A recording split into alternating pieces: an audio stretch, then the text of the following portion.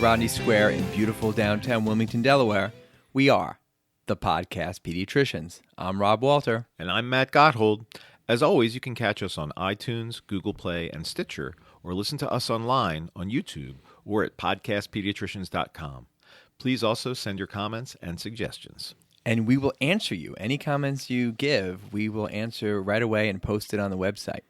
Okay, so Matty Ice, we've talked about mental health issues a bit in the past, and in the past few years and somewhat more recently, I've had patients die from suicide. Suicide is just something that we just never talk about anywhere, and it's difficult, it's complicated, but we need to talk about it and bring it out of the shadows. Of course, we are just two longtime community pediatricians and not in any way experts on suicide, but we certainly deal with the issues surrounding it. This includes adolescent mental health issues and substance abuse and school and relationship and family discord. For better or for worse, we thought we'd share some thoughts. We did a little bit of research. Obviously, when one talks about suicide, it leads directly to discussions of depression. And although we will touch on depression in this episode, the focus is really on suicide. I'm sure we'll do a podcast in the future on the topic of depression and certainly on anxiety.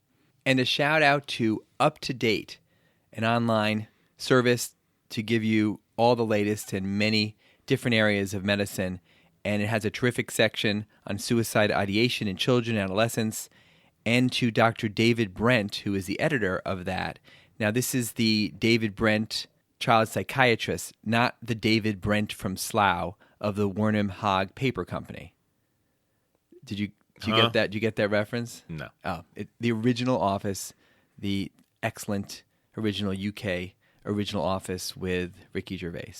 But anyway, Dr. Brent, the child psychiatrist, is from the University of Pittsburgh, and he's the son of Dr. Bob Brent, an iconic figure in pediatrics from Jefferson Medical School, and also want to thank Dr. A for her invaluable input.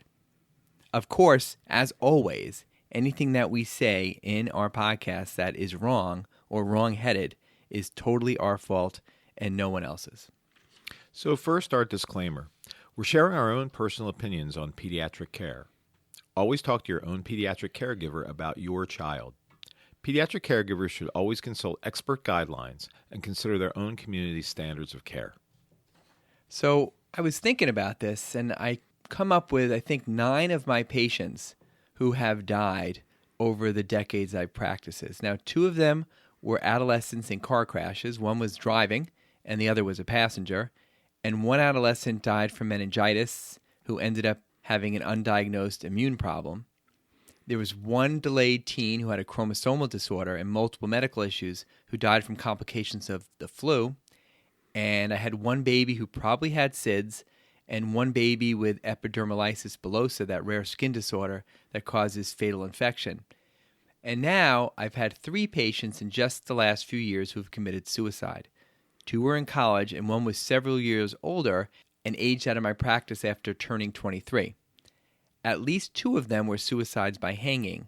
So for my practice, suicide is now the number 1 cause of death. What about you, Matty? I've not had any suicides in my practice. I've had from my best reckoning, 5 children die while they were in my practice. One was from complications of Marfan syndrome. I did have a death from SIDS, leukemia, cardiac arrest in the context of a really medically complex kid, and a healthy 3-year-old who had died of influenza. And did you go to the funerals?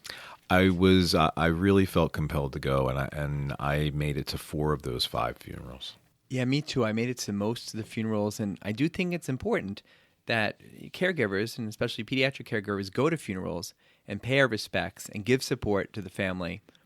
Even though, I don't know if that's your experience, but lots of times when I go, people come up to me in the family and thank me for my caregiving, and my feeling from that is I just kind of feel guilty that no matter what I did, and if I gave them advice and tried to warn them about things to stay away from, they still died. They were still under my care, and they died too young, so wasn't that successful in caring for them.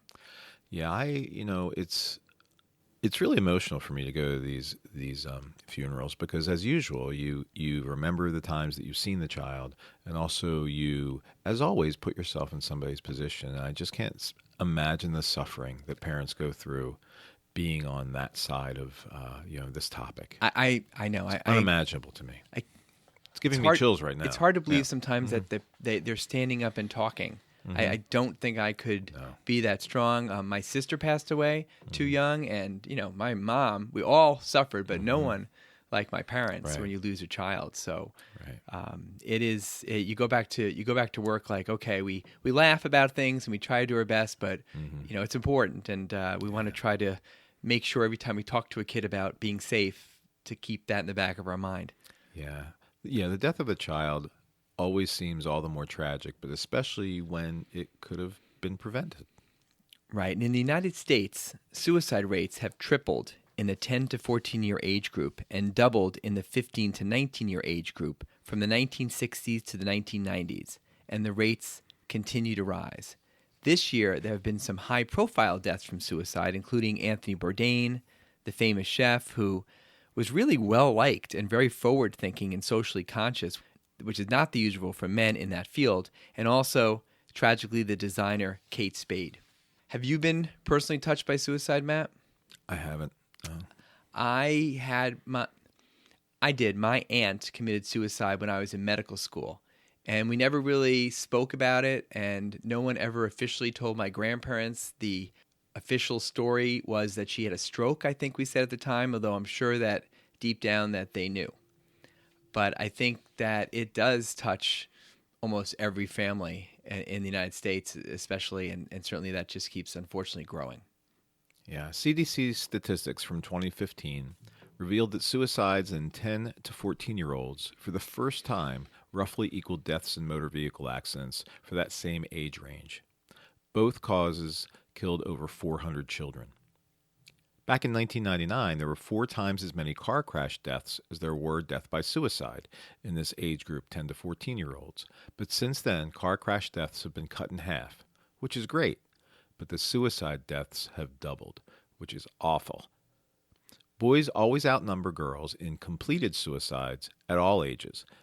But in many areas, the rate of girls' suicides has tripled in the last few years, and many suspect that social media is part of this increase. Yeah, there's been a lot of articles about social media and how that fueled a lot of the feelings that led to depression. So it's a problem. Yeah.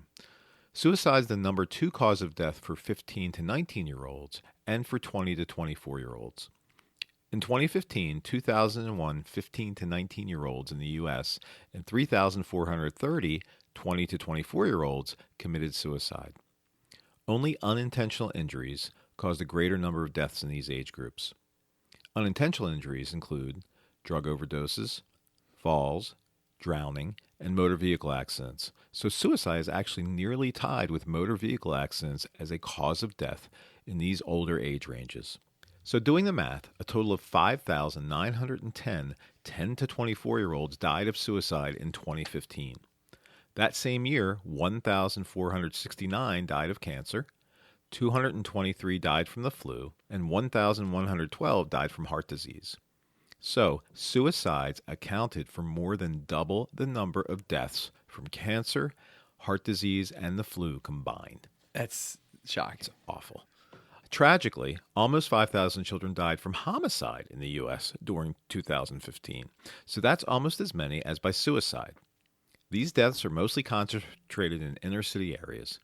We suburban pediatricians are not as familiar with death by homicide, but these are still children in the United States of America who have died tragically, and most of these deaths are caused by firearms. Each of us pediatricians have our own spiels when we talk to teenagers, and I've always asked 2 questions. And the first one is, what's the number 1 drug to get kicked out or suspended from middle school or high school?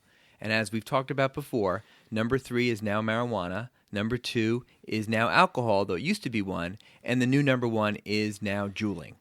But my second question over these 20-plus years in practice has always been, and what's the number 1 way that teenagers die?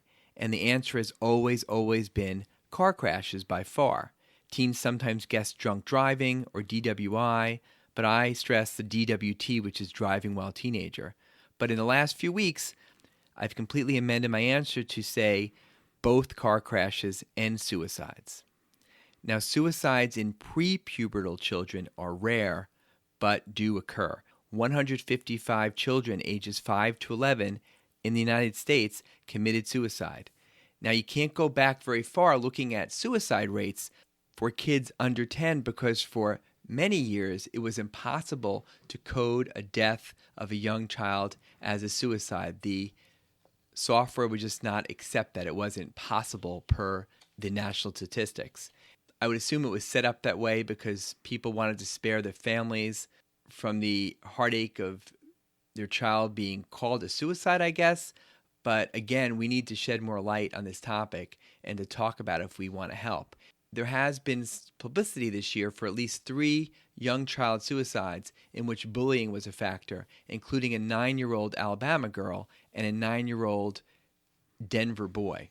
Suicide is now the 10th leading cause of death in elementary school children. In pediatrics overall, with increasing age comes increasing suicide risks.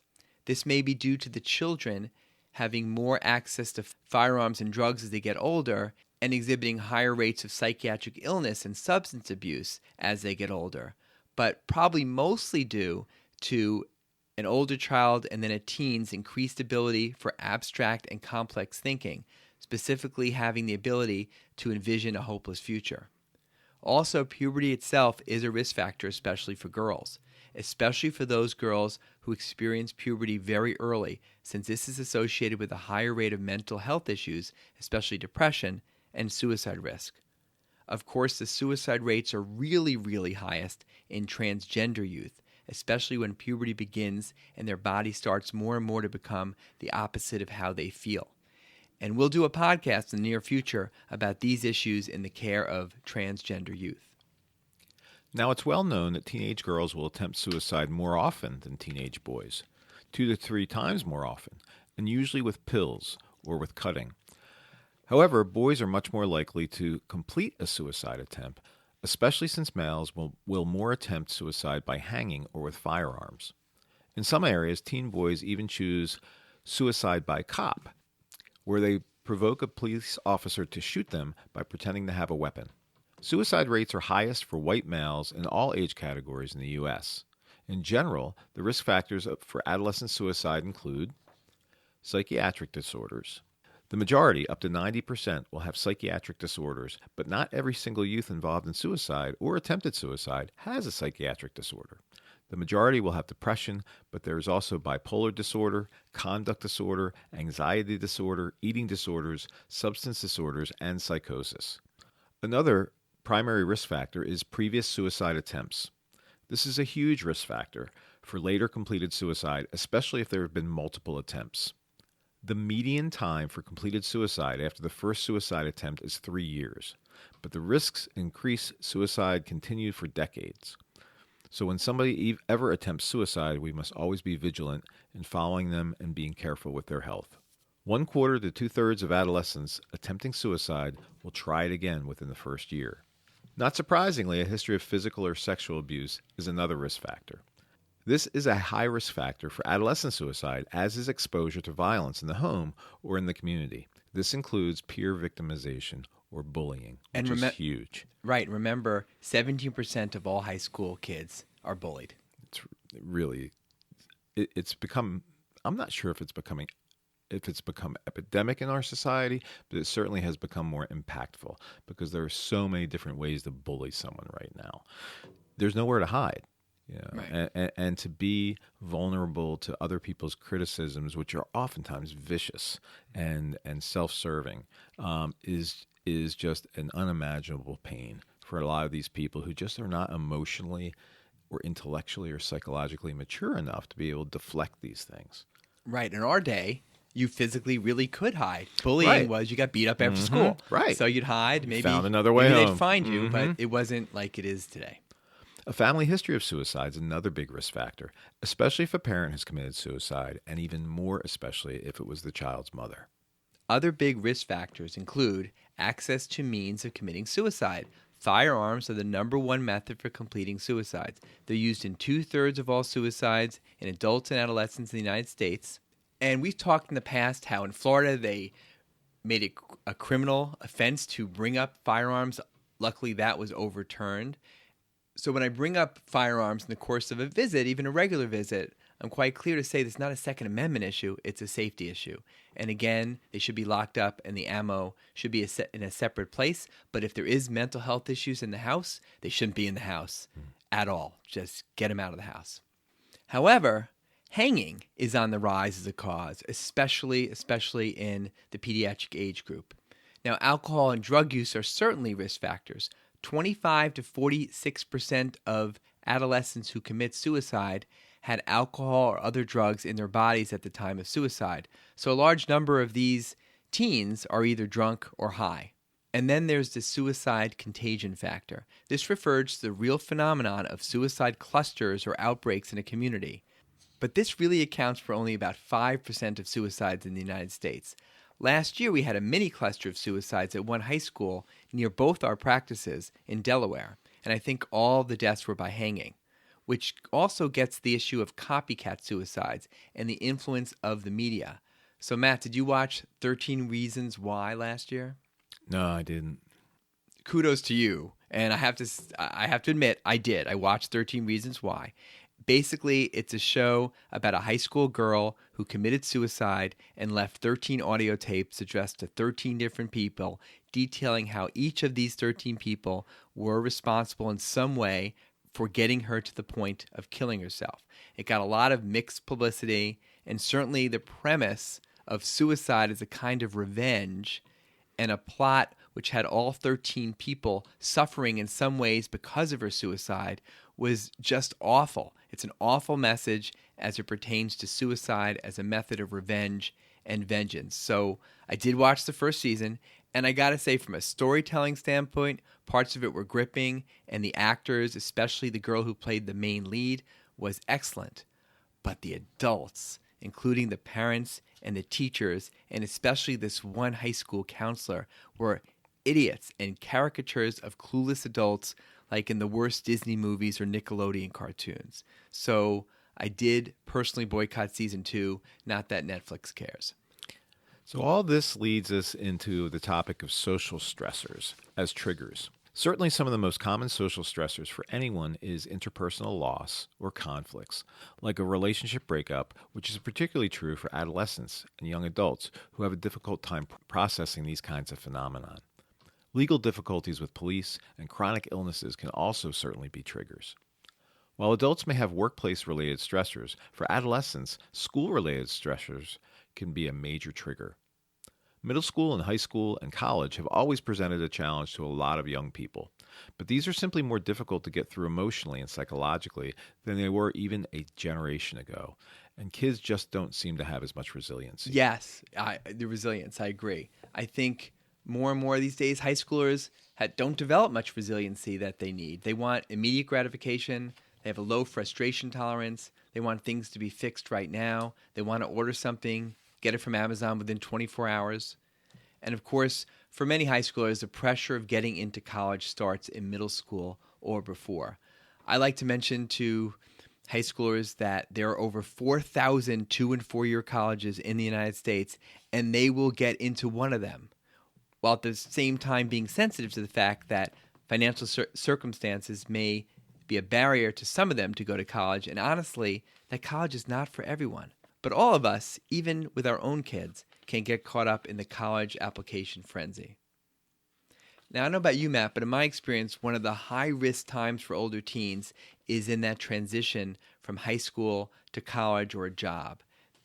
That's why, to me, it's so crucial to have a well visit before that high school senior graduates or during that summer after graduation, since they will be leaving many of their social supports behind for the first time. If these kids already have a high-risk situation and known mental health issues, they must make sure there's access to support at college and that it's set up before they leave. If they already have a therapist, maybe they can continue by Skype or get a therapist set up at colleges those first few weeks. But there's no way that those incoming freshmen are going to be able to set up their own therapy when they get to campus, especially those who already have anxiety issues or mood issues. So they need help beforehand, usually from the parents, to get everything set up.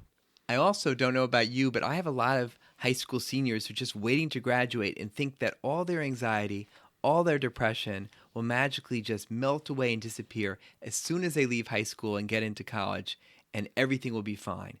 And hopefully that'll be the case, but usually not right away. And that first semester at college is really, really rough and really high risk. Is that what you see? I do. People oftentimes look forward to this as now they're finally able to experience their dreams, and now they're finally able to do the things they want to do. They have a sense of freedom. They have a sense of intellectual enlightenment, all these things that college brings. But it's still nonetheless very stressful socially. I mean, when you consider even the way that colleges are set up with dorms, and there are the halls, and these people are going this way, and I wasn't invited. It's just very overwhelming. For somebody who's that age group.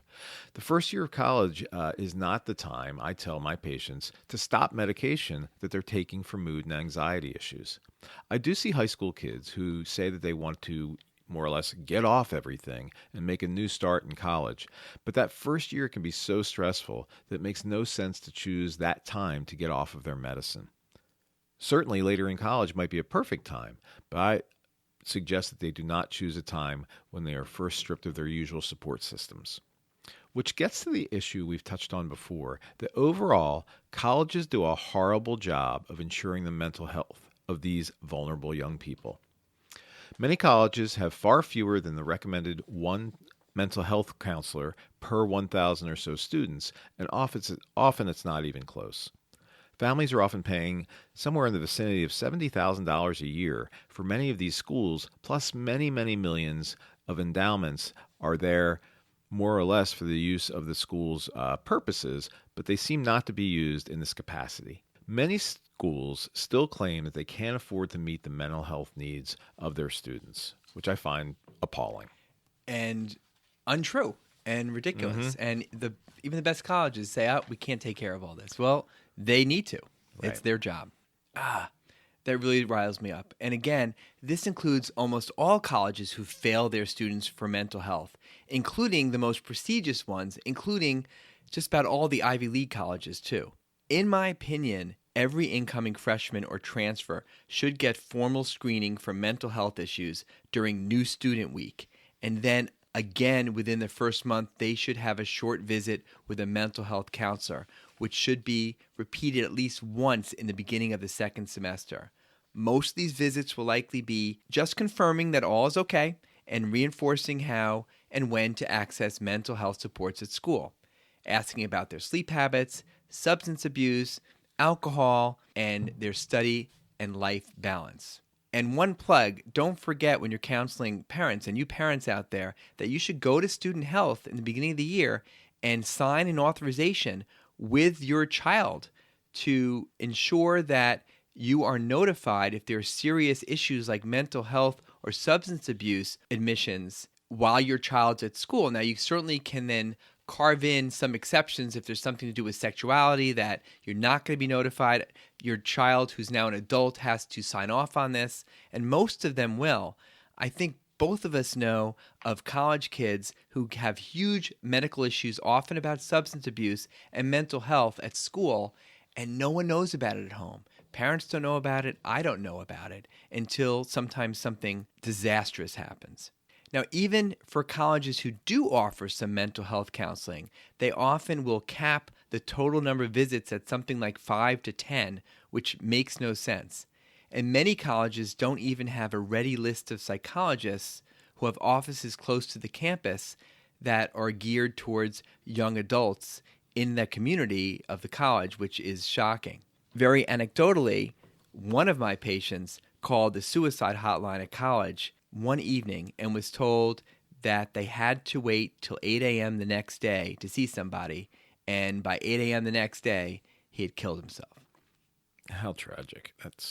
Now, some colleges do get it, And a shout out to the University of Richmond, Spiders, who, from what we understand, offer excellent mental health support for their students that need it without artificial caps on the number of visits.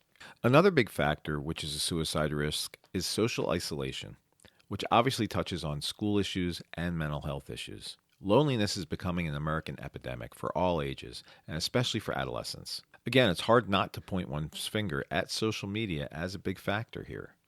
Now, Rob, I'm not sure if you're familiar with the idea of blue zones, but blue zones is a concept that was created or an idea that's been propagated through originally National Geographic when a journalist or a group of journalists had investigated the areas of the world where people tend to live longer, and not just live longer, but seem to live very happy lives. So one area where this is common, where this is a phenomenon, is Okinawa, Japan. The islands at the southern end of Japan have historically been known for longevity, once called the land of immortals. Okinawans have less cancer, heart disease, and dementia than Americans, and women there live longer than any women on the planet. Perhaps the greatest secret in this is a strong dedication to their friends and family. They have this really interesting social network called the Moa. It's a lifelong circle of friends that supports people well into old age. This social support system and its groups start usually in very early childhood and extends all the way up until, boy, some of these people are in their 90s and Wow. over 100. So the term originated hundreds of years ago as a means of having the village's financial support available for those members of it. And originally they were formed to pool the resources of an entire village for projects or public works.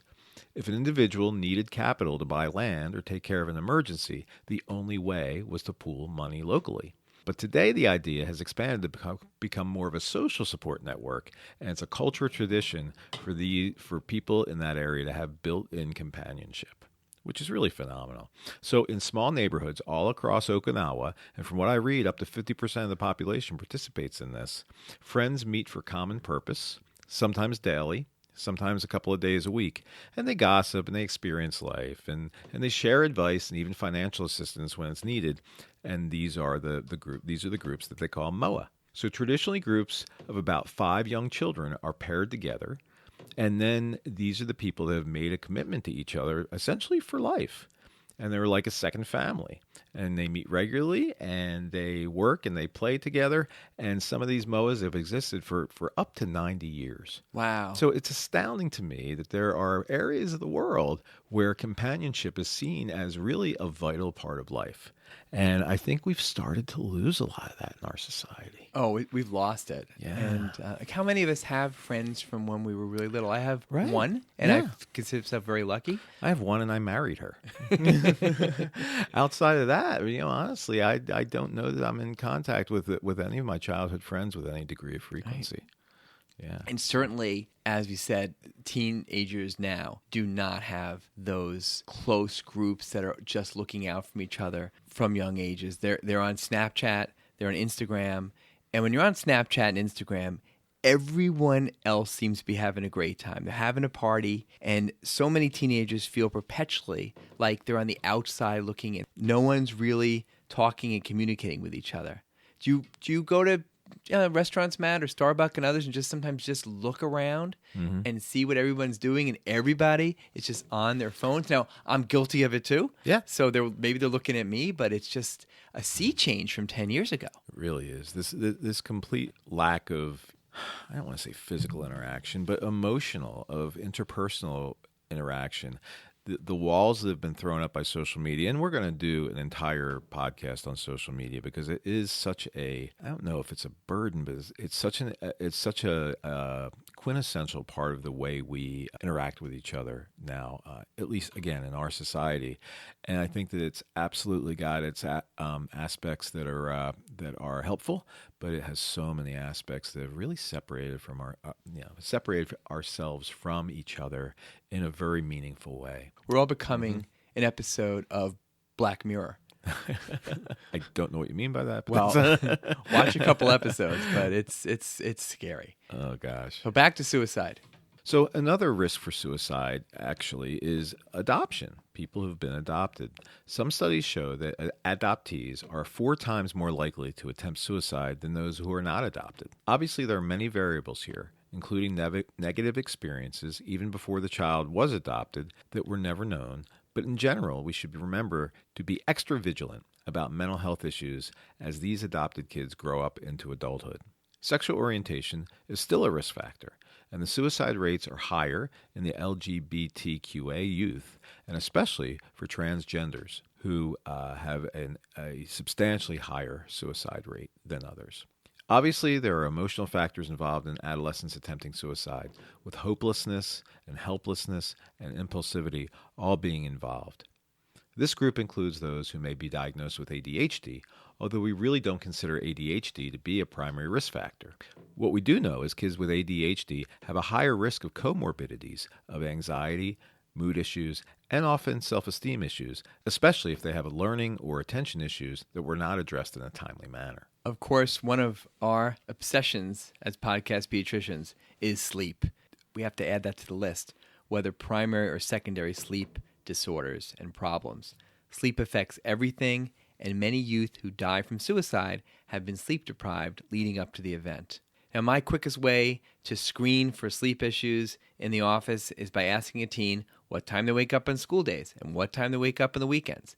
There should not be more than an hour and a half difference between those two, but often it's 4, 5, or 6 hours.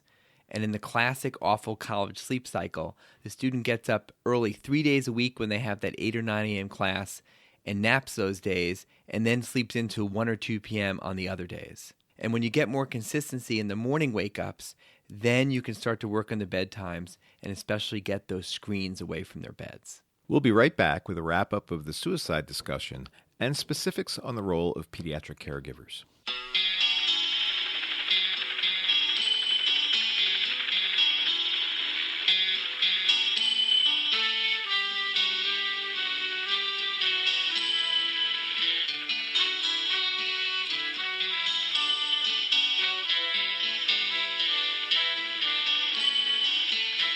Okay, we're back, and now we're going to delve into how pediatric caregivers can identify the warning signs for suicide and approach treatment for those who are at risk for suicide. The American Association of Suicidality uses a mnemonic, is, path, warm. So is, path, P-A-T-H, warm, W-A-R-M. So the I here is for ideation.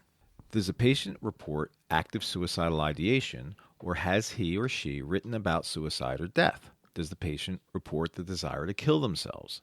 Does he or she voice a desire to purchase a gun with the intention of using the gun to kill him or herself? Are they talking or writing about death and dying and suicide? S is for substance abuse. Does the patient excessively use alcohol or other drugs, or has he or she been using alcohol or other drugs? P is for purposelessness. Does the patient remark on the lack or loss of purpose in life? Do they see it as little or no sense in terms of the reason for living or continuing to live? A is for anxiety, agitation, including changes in sleep pattern or insomnia.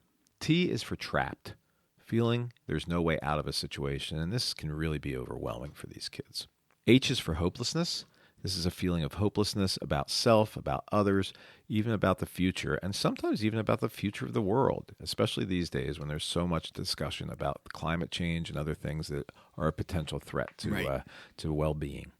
But yeah, I've got patients who really, really stress about climate change. I have little kids who are completely freaked out. Because every single day it's like, it's getting worse, everything's melting, Right. and then they hear, and no one's doing anything about it. Right. Show a polar bear or two on a small little bit of ice, and especially our country.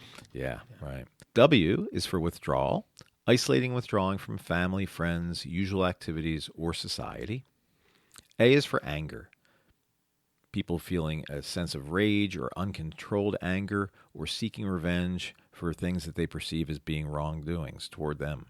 R is for recklessness, acting without regard or consequences or engaging in excessively risky behavior seemingly without thinking about it. And M is for mood changes. This is an experience of dramatic changes in mood. So let's be honest. Now that we told you is path warm mnemonic, you may well forget it and never use it.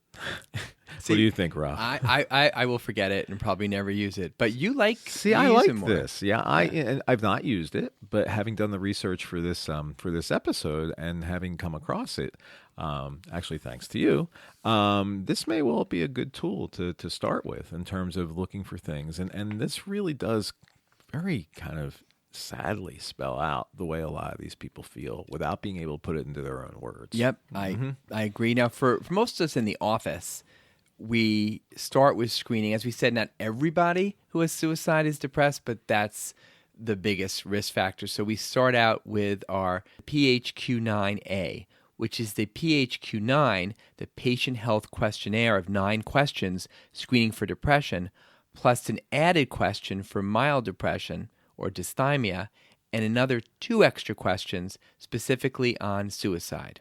We've been using this PHQ-A in our office for about 2 years and combine it with an anxiety screen and a substance abuse screen. And we do it at every well visit starting at 11. And I also try to give it before the visit to any sick visit that may touch on mental health issues. And I got to say, I was skeptical at first because I just thought, I'm really good at doing this. I can screen for depression, anxiety. I ask my patients, and this tool helps me a lot. There are kids that I was missing with possible depression and certainly anxiety that I only pick up because of this written screen. And since 1 in 5 teens meet the criteria for major depressive disorder at some time between 7th and 12th grades, but only 20% of them actually are identified, there are a lot of depressed adolescents out there who are slipping through the cracks. And then 10 to 25% of adolescents will suffer significant anxiety. So it's no surprise that our anxiety screening tools has picked that up very often, and I think really upped our game when looking for anxiety. At the top of the PHQ-9A form, it clearly states that all answers will be kept confidential except in life-threatening circumstances. And our forms are done by the teenagers while they're waiting to be seen and on a separate clipboard, and they're handed directly to me, not to the parents, although occasionally the mom wants to look at it. I say, well, that's not the purpose. The purpose is for the teen to do it. And yes, you do get paid to do the screen. Not enough, but at least the insurance companies are paying us something to do the screen. Do you do that, Matt? We do. We use both the PHQ-9 and the GAD-7 screening tools in our office.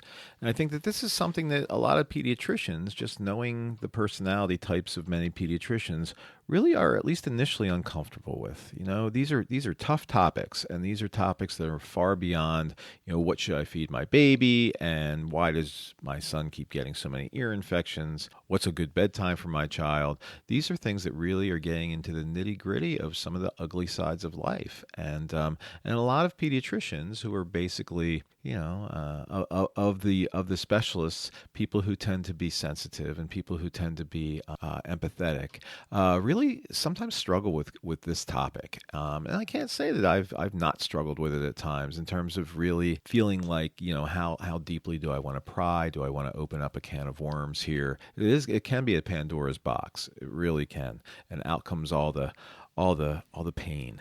Right. And most of us pediatricians of a certain age had no training in this whatsoever. We had zero training on this. But if you want to be a pediatrician, pediatric caregiver, family medicine, you're going to take care of kids, especially teens in the 21st century, you got to do this. You got to step up because these are the this. real problems now. You Right. know, a lot of, thankfully, through a lot of interventions, you know, vaccines, et cetera, education, a lot of the things that our predecessors had seen as commonplace and where the bulk of their practices just frankly aren't there anymore or not there as much.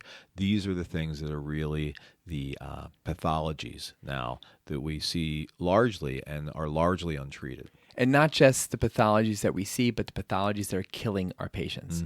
So it's not cancer, it's not heart disease, it's these things, right? As we mentioned, all those statistics. So the main 9 questions of the PHQ-9 tool and the PHQ-9A ask that adolescent in the past 2 weeks, has there been specific feelings, including feeling depressed or a little interest in things? Has there been sleeping issues or appetite issues? Has there been fatigue or poor self-esteem or poor concentration? Or are they moving more slowly? or are they being more fidgety? Now, the 9th question is the one that's specifically about suicide. It asks if in the past 2 weeks, have they had thoughts of being better off dead or hurting themselves in some way? Any positive response to this question always raises the suspicion for suicide risk.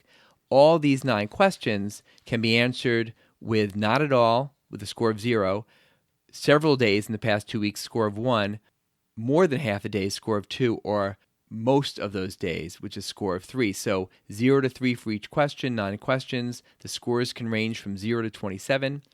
And so if you use the scoring strictly, 0 to 4, minimal or no depression, 5 to 9, maybe mild, you can call it dysthymia, 10 to 14 points, moderate depression, 15 to 19, moderately severe, 20 to 27, severe. Most people feel if it's a score 10 or above, it meets the criteria for depressive disorder, especially if they answer that these problems are making their life difficult, which is the last part of the screen, is about if these issues make their life more difficult, ranging from not difficult at all to somewhat to very to extremely difficult. So there's a numbers looking at it, but I don't know about you, but it's really gestalt looking at the answers and talking to the patients. Yeah. Just like a lot of the other things that we use, it's a tool. And so a tool is there to use it at your discretion. I think the screening aspect of this is great, but sometimes when push comes to shove, regardless of the way the child has answered the question, and particularly they may well undersell their feelings on this. In that case, I think that one also has to use one's common sense as a provider and really reach further into the situation and try to really get at this child's potential issues. And I never noticed it until I did this podcast, but that one extra question asks if in the past year they felt depressed or sad most of the days over the past year, not the past 2 weeks. And that's the dysthymia question. So if you say, yeah, over the past year I felt that, they may have dysthymia or mild depression. And I do diagnose that quite a bit. They don't meet the criteria for depression, but they're sad. Yes. So the PHQ-9 adolescent screen for suicide risk focuses on answering anything that's positive on those questions about suicide. Number 9 about feeling better off dead or wanting to hurt themselves, and then has those 2 extra questions about suicide. And those questions are these. If there's been a time in the past months where they've had serious thoughts about ending their life. And number 2, if they've ever, in their whole life, tried to kill themselves or make a suicide attempt. I think it's really important to do this screening, but we should never fool ourselves to think that this will pick up every individual that will soon commit suicide. Right. Sadly, I had a patient who we screened with this a few months before he died of suicide, and there were no clues on the screen whatsoever. So I could feel good that we did the screening and it was negative, but that adolescent still died of suicide, and I had no clue, and I feel guilty, and we all feel guilty when that happens. As an aside, while I think the PHQ-9A is a useful tool to raise suspicions of mental health issues to be followed up with interviews, there seems to be a trend for following these exact scores every visit to give an objective number as to how the depression or anxiety is going from visit to visit. And I'm sure the insurance companies will start paying us only if we do this. But these diagnoses are complicated, and reducing all of them to just a number to follow really is not that helpful in the big picture, in my opinion. It's like getting Connors or Vanderbilt scores for every ADHD follow-up visit. It looks good, but I'm not sure it's worth it. And I think a lot of us don't end up strictly doing this each time because you could just get a lot more information by talking to them than trying to make it into numbers. Also, it's not surprising that sometimes the highest scores on PHQ-9 screens are in adolescents that are already seeing a psychologist and often a psychiatrist and may be on medication, and it's tempting to just say, oh, that's being addressed already, when the child reports some suicidal ideation. Really, it may not be adequately addressed, and sometimes we may need to be the ones that the adolescent will open up to, not their psychologist and not their psychiatrist. So we need to put ourselves in a position to be aware of that. We need to ask tough questions when they're in the room with us if we get the sense that that's something that's necessary for their well-being. Okay, now some of these tough follow-up questions about suicide really need to be approached, and they need to be approached in a calm and non-judgmental way with no beating around the bush. So, ask if they think about dying and how often. Ask if they've ever wished they were dead and how intense these feelings are and how long they've had them. Ask if they feel the world will be a better place if they were dead. Ask specific questions about how they plan to kill themselves and if they had any means available to go through with a plan. How long have they had the plan? Have they practiced it before? Do they think it would work? Is there anyone who could find them and save them? Have they written a suicide note? Ask if there's a clear, active intent with a clear plan, like having a gun or a rope or pills or a plan to easily access them. Passive intent, such as wishing a car would run them over, is less worrisome, and certainly active intent is higher risk. But remember that passive intent can become active, as when that adolescent might decide to run in front of a truck to purposely get run over and die. We should hopefully try to figure out what the stressors are, what's causing their pain, and what is their emotional support. Ask if there is anyone among the family and friends who would make them less likely to kill themselves. It can be tough for us pediatric caregivers when someone mentions thoughts about suicide not to immediately end up sending them right to the ER. However, it is becoming more and more common in our experiences that teens will say things to their peers online that they feel like killing themselves without real intent, and sending every child who mentions something about suicide to the ER might do more harm than good. What we should always be is calm and not just lecture them that suicide is wrong or tell them how much we disapprove of suicide or that it will just be hurting their family. We shouldn't just tell them that they should be thankful for their health or thankful they have a good family or thankful that they have means and are wealthy, because this may be perceived by a teenager who's suicidal as proof that they're even more of a loser since they feel so terrible despite all the advantages that they were born with. But it's never wrong to tell them that you care about them and that their family to tell them over and over how much they love them. So you truly feel your teen, your patient has a real active risk of suicide. Now what are you going to do? Okay, honestly, most of the time you're going to end up sending them to the emergency room. We do have inpatient psychiatric facilities in our area which do have 24/7 emergency crisis intakes for older kids and teens, and that's another possibility. And again, if you're going to send them to an ER, pick the right ER. There's a lot of ERs out there, community ERs, and we're lucky enough to be near children's hospitals nearby, and I feel a little bit more comfortable for a younger child or a teen, especially a high school teen, that they probably might get better initial experiences and better referrals, and if they need to be admitted, better care there than in a hospital that just is geared toward adult patients. We're community pediatricians, and we really are not qualified to give an in-depth discussion on emergency room management for those suicidal adolescents. It's impossible to accurately predict perfectly the suicide risk for individual teens. But obviously, the key decision in the ER or crisis unit is whether to admit the adolescent or to try outpatient management. Some of the factors that would automatically lead to admission include a suicide attempt or plan with a firearm or hanging or other highly lethal method. Other factors that would lead to an admission would include a suicide attempt in which the adolescent was trying to avoid detection, ongoing suicidal thoughts,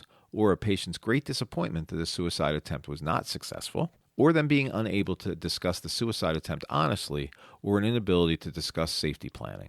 A big reason for admission may be a lack of alternatives for adequate monitoring or treatment, meaning that there is not a safe place at home to go and be watched closely. Other factors that would favor admission might be a severe underlying psychiatric disorder, such as major depression, bipolar psychosis, or substance abuse. Also, marked agitation or impulsivity, severe hopelessness, and obviously, prior suicide attempts. Remember, being admitted for suicide risk does not mean that treatment, psychiatric treatment, will start right away. It does seem like these crises often occur on Friday nights, and even when they're admitted to the hospital, they may not be seen by the main psychiatric support people until Monday. Sometimes it's 48 hours, sometimes it's even up to 72 hours before psychology and psychiatry specialists can directly assess them, which is really unfortunate. If it's an involuntary hospitalization, and the parents are legal guardians, and they or the teenager do not agree with the hospitalization, then the clinician, usually the ER doc, needs to certify whether there's impending danger. And these rules can vary from state to state. If a child, a teen, is admitted against their will, they still continue to have some autonomy over their treatments. They can't be given medications against their will unless it's necessary to stabilize them acutely. Daily medications like starting antidepressants to treat underlying psychiatric disorders often can't be given to the patient without a court order if they refuse, especially when the legal guardian or parents or that legally independent patient does not agree. And again, as we said before, starting antidepressants has no role acutely with suicide ideation. It won't help right away. However, there was a fascinating article in the New York Times last month about multiple studies showing that ketamine, an older anesthetic, can halt suicidal thoughts immediately by altering the brain glutamate system. This neurochemical pathway is different than the serotonin pathway, which is what is affected by the SSRI medications like Prozac, Zoloft, and Lexapro. Often ketamine is given by infusion, and maintenance can be just once a month.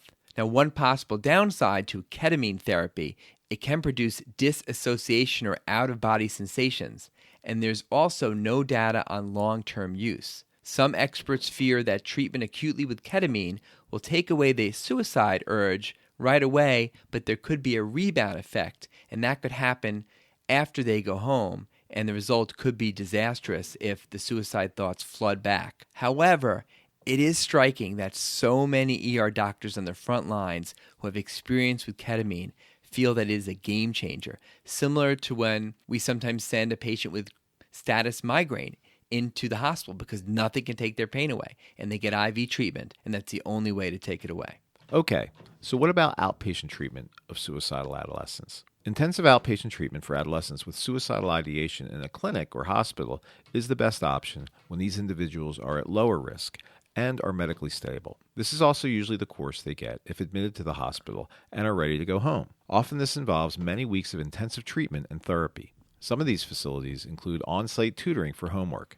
Other times, the patient can still attend their school, but part-time. Certainly, treatment needs to target alcohol or drug abuse, and if any medications are started or adjusted, these need to be monitored closely. If the suicidal ideation returns, it needs to be treated quickly and intensely. Now, what if they're sent home from the ER without admission? Traditionally, outpatient therapy following ER visits for suicidal ideation is contingent upon having a safety plan with mental health follow-up within 48 hours. The safety plan is arranged by working with a family or legal guardians, but getting a psychologist involved early is really helpful. However, there's not really much data on how successful safety plans are. A safety plan can give one the sense of false security, or that it may have been created to shift blame should something happen, that the providers are, quote, checking all the boxes. So if there was a bad outcome, it could be demonstrated that effort was made to try to prevent it with objective steps. Having said that, most of us still think that they're important. Now, the safety plan includes knowing the suicidal warning signs and especially the specific triggers for that person and trying to avoid them. These strategies can include having the parents declare some kind of truce about specific areas of disagreement within the family for the time being, or have the patient avoid particular social situations where the family or peers may tease them or make them feel bad. When it's involved with school, I've had a couple kids who have done some homeschooling or cyber schooling, which you hate to kind of bring them out of that milieu, but sometimes for a short period, it can be really necessary to do that and really helpful. All lethal agents must be removed from the household. Of course, this includes firearms, but also includes household poisons, medications, sharp knives, or other sharp objects. A preferred method to carry out suicide is strangulation, and sometimes a towel is all it takes. You need to stress to them their reasons for living. Specific distraction activities like listening to music, taking a walk, or binge watching The Office when feeling down can be helpful. It also helps to have them visualize a special, safe, or beautiful place. Even guided relaxation techniques can be helpful, as can some exercise that's not too extreme. So what about friends? Getting specific friends involved, if possible, to help distract them and to make them feel better is important. But it can also be stressful, with the fear that these friends may discuss their suicidal or self-harm thoughts. But this is just to encourage social interaction, and that's really the point of engaging friends. And it should be clearly stated to these friends that this is the reason that they're being engaged with this person who is not feeling well. Also, identifying trusted adults that an adolescent can approach if they're having suicidal thoughts is very important. This can obviously be a parent, but certainly may be other adults in the person's life. It's a beautiful thing when there's a person at school who fits this bill. There are really some wonderful people in our schools who can really, really help, despite the depictions on shows like 13 Reasons Why. As one can imagine, a lot of aspects of safety plans are more difficult to put into place when someone is away at college. Okay, lastly, some final thoughts about suicide, and a shout out to the podcast, Terrible, Thank You for Asking, for some perspective from families who have had people they love die from suicide. Suicide's complicated. It's not always just a result of severe depression. It can be an impulsive act, and we need to talk about suicide more. That old thinking that mentioning suicide to someone who's depressed may cause them to commit suicide is incorrect and harmful. We should talk about suicide and suicide ideation like we talk about other lethal conditions like cancer, heart disease. And just like in those conditions, we need to be vigilant and screen for the conditions to help save lives. Now, suicide is not a cop-out. Suicide is not a selfish act. In fact, individuals who consider suicide are in great pain. They often feel like ending their life would be helpful to those around them, especially their loved ones.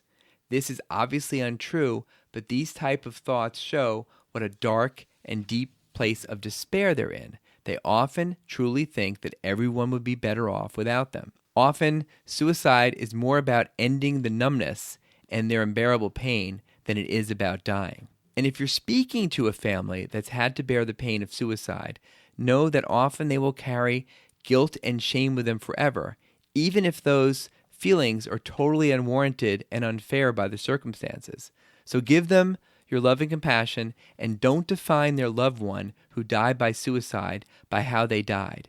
Committing suicide does not diminish their lives, and it does not disgrace their family any more than if they died of cancer or heart disease. They had a disease, and they succumbed to it. Any last thoughts, Matty? Really just a plea to other caregivers to open your minds and to open your hearts to these people who are suffering. Oftentimes we consider ourselves to be limited to the time that we spend with our patient in our office, but really, I'm sure you feel the same way, Rob. I take these people home with me, in my mind, in my feelings, and when there's somebody that I know is suffering, it's an opportunity for us to make a really impactful difference in someone's life, to be able to have these discussions with somebody who's suffering like this. And to me, it had, when I was much younger, it really was a bit scary. This is largely what we need to avail ourselves to be, is to be there for our patients who are hurting, whether it be physically or psychologically. Amen. Say goodnight, Matty. Good night, Robbie.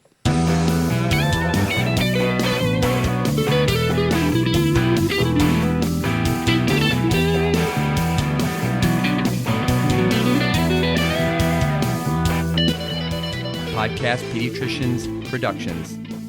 All rights reserved.